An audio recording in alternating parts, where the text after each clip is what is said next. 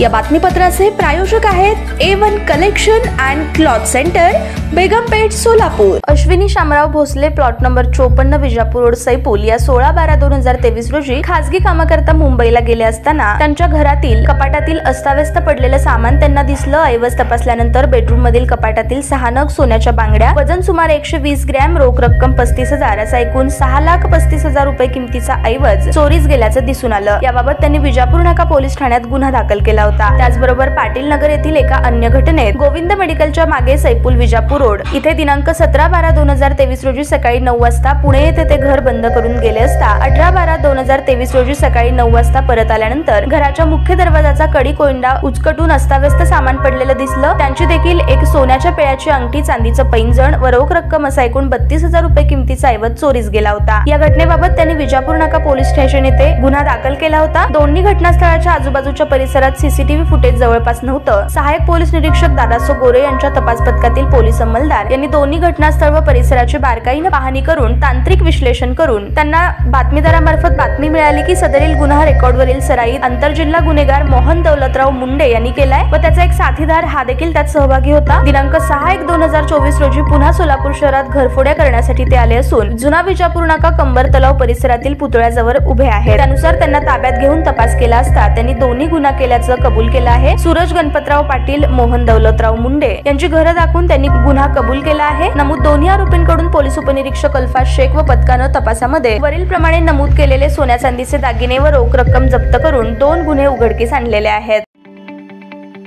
ताज्या बातम्या पाहण्यासाठी प्राईम महाराष्ट्र न्यूज चॅनलला सबस्क्राईब करा।